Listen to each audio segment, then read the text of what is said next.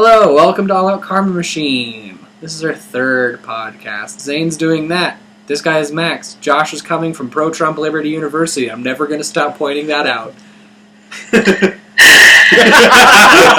It's a perfect sigh. It's literally like the part of the intro now. It's just...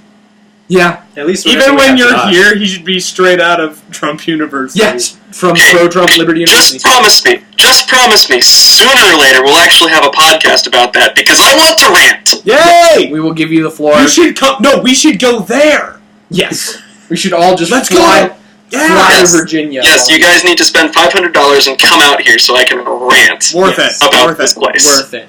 Yes. Oh, goodness. Anyway, this podcast we're talking about good films because last one we talked about Michael Bay, bad films.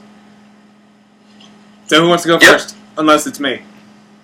Yes. I will go first. John Wick. It's a good film. John freaking Wick. He hasn't seen it yet. We won't spoil anything because there's not really a lot of spoilers into it. The premise is super Russian mafia hitman. His wife dies.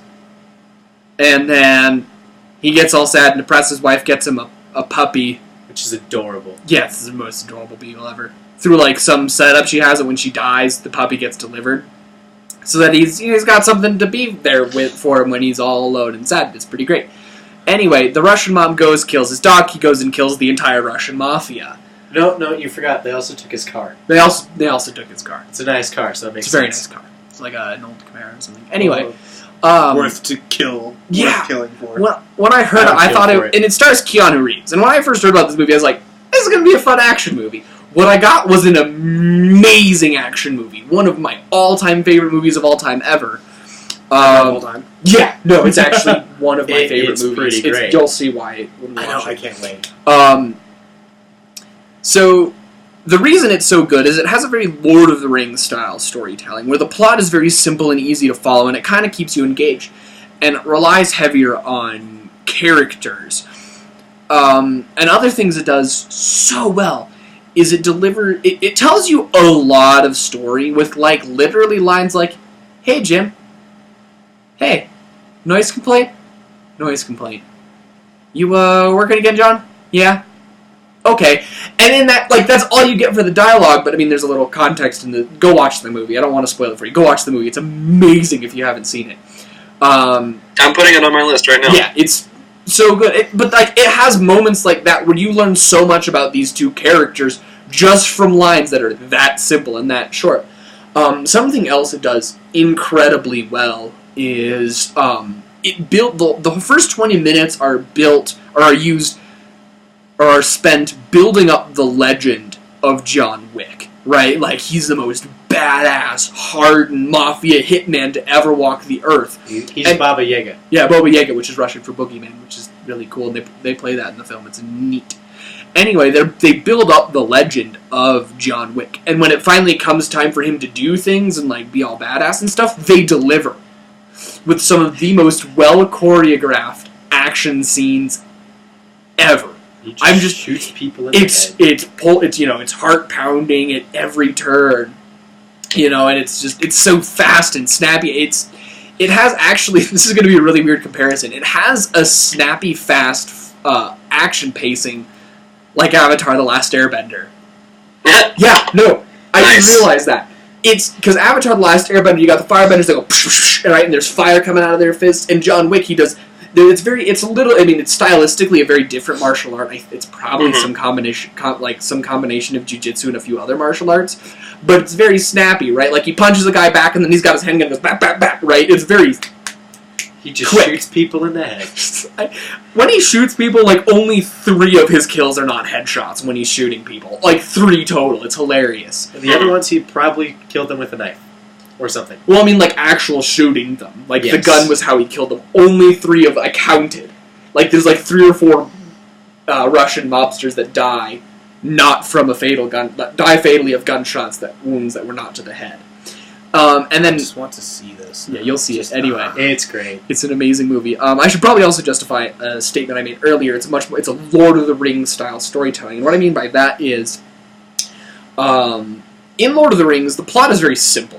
Get MacGuffin A to MacGuffin B to beat protagonist? Right, or not protagonist, to beat antagonist. Thank you. To beat antagonist. This is the plot of Lord of the Rings. This is all there is to it. There's like no more depth. What makes Lord of the Rings such an amazing series or franchise, books, movies, is the character and the world, especially if you read the book. Like, just before they enter Lothlorien, in the books, they stop by a stream, and Legolas, Frodo, and Aragorn just sing a song for like an hour. They're just sitting there singing. It's like 5 pages in the book. Yeah. But you learn so much about the world of Middle Earth in that, and you get the same thing in John Wick. It's not quite as deep as Lord of the Rings, obviously, because it wasn't built by just one of the most brilliant human beings ever. But it was done really well. You get this. There's a world. I don't want to spoil it. I'm not going to spoil it. But there's a world to it that's developed very well. And again, like I was talking about earlier, it tells a lot of story with precious little dialogue.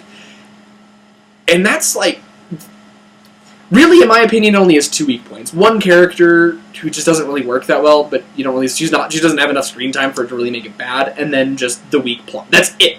Everything else is like A++ grade filmmaking. The weak plot worked, though. It did work. You feel like he's justified in what he's doing. Although I wish he did eventually get his car back.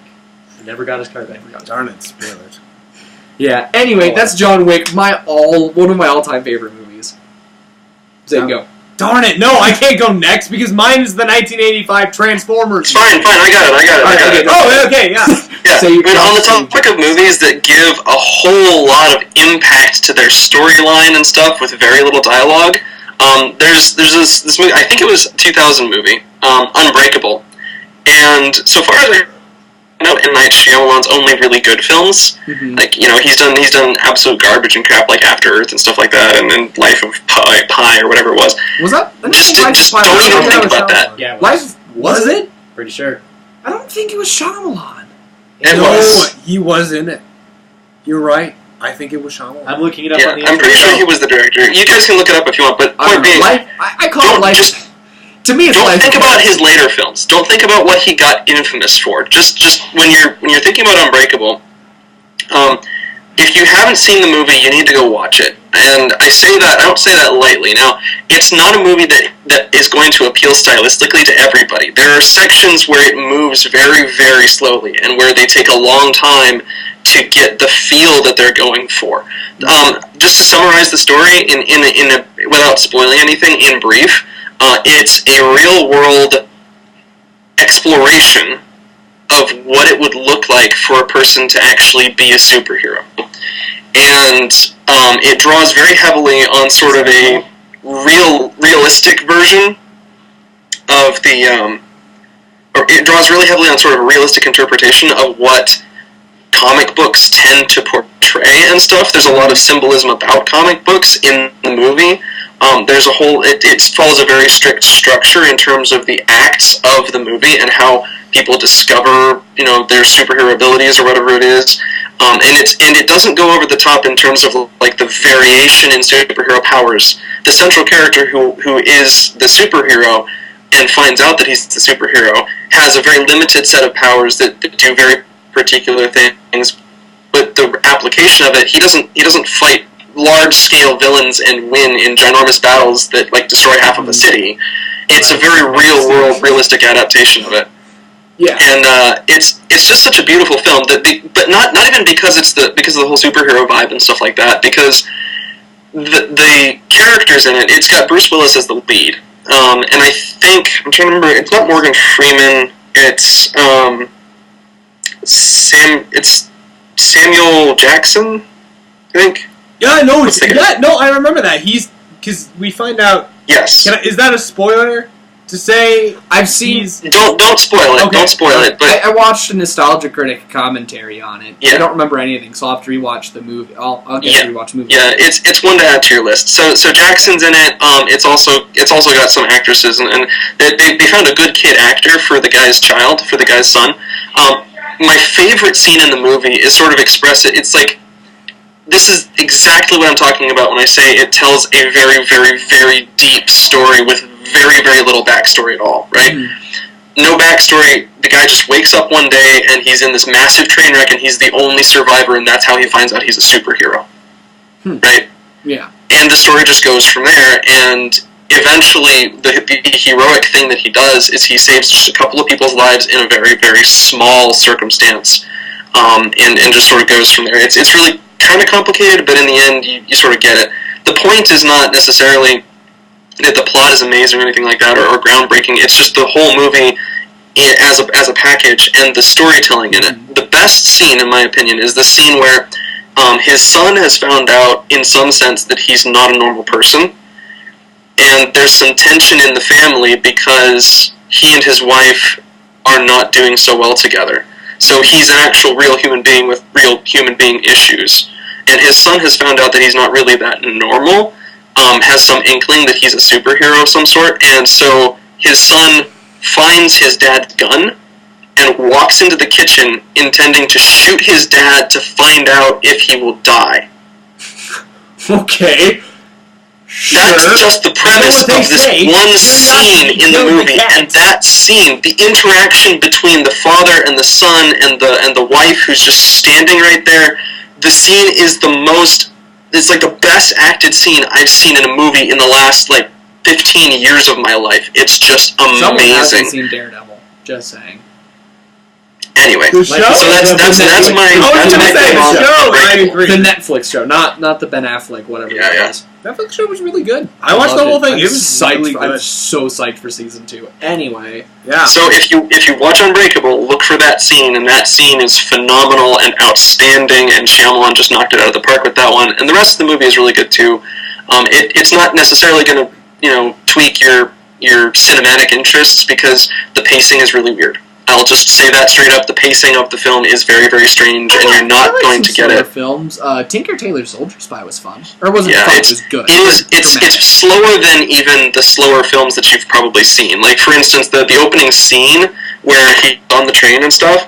That scene probably takes 5 or 6 minutes before there's actually the train accident, and he goes through a series of different interactions, and he's staring out the window for 30 seconds and stuff like that, and it just moves pretty slowly.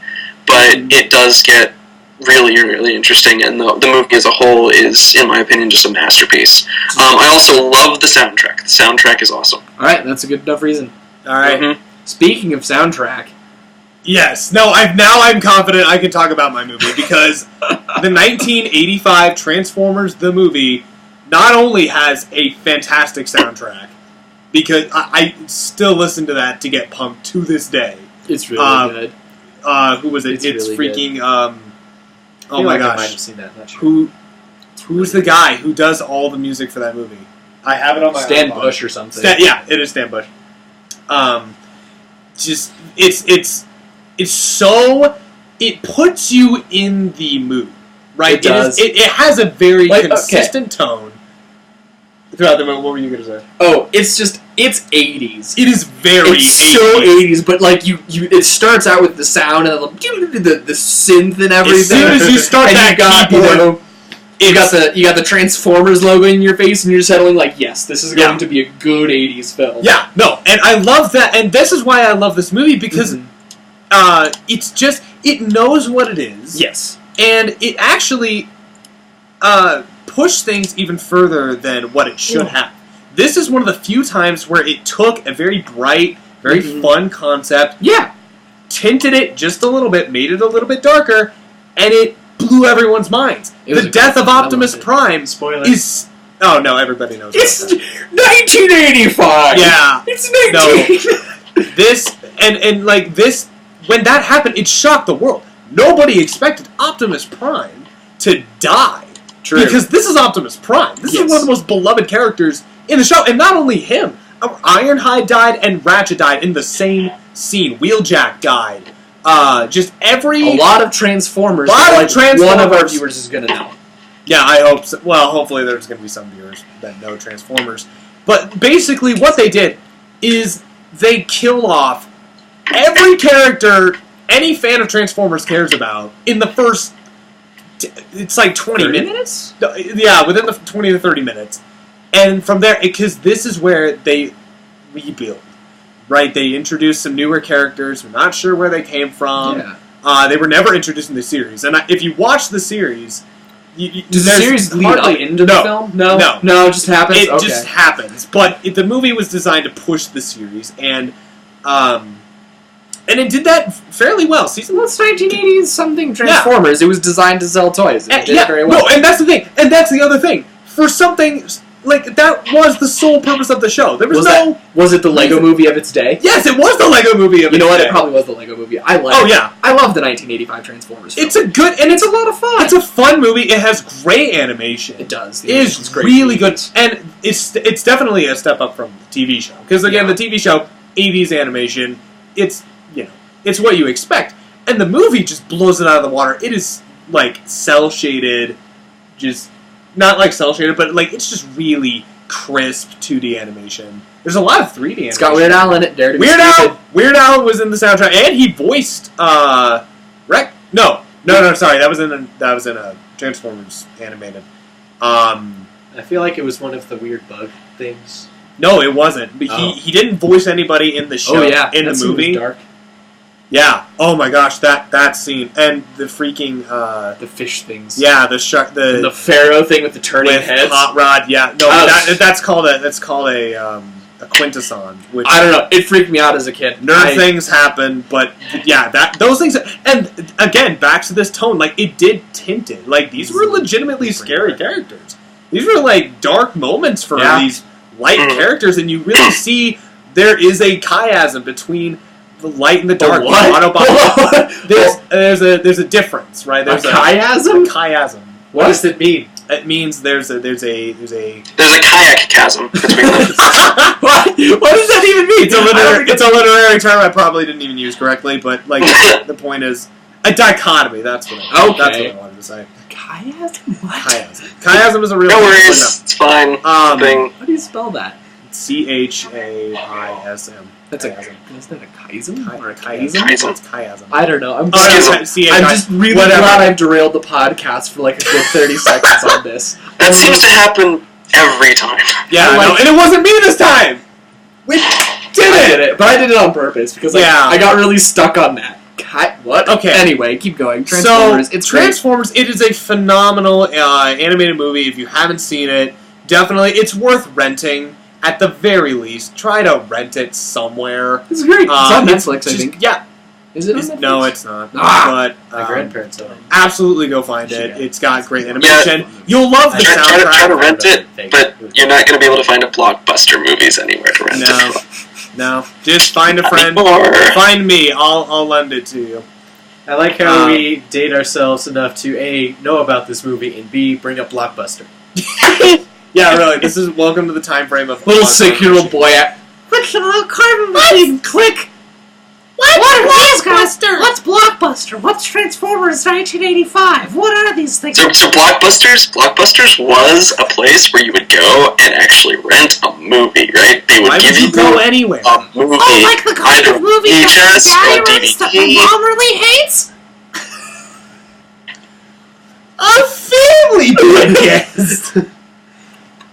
It's a family picture. It's totally a family podcast. Speaking of family pictures, Transformers.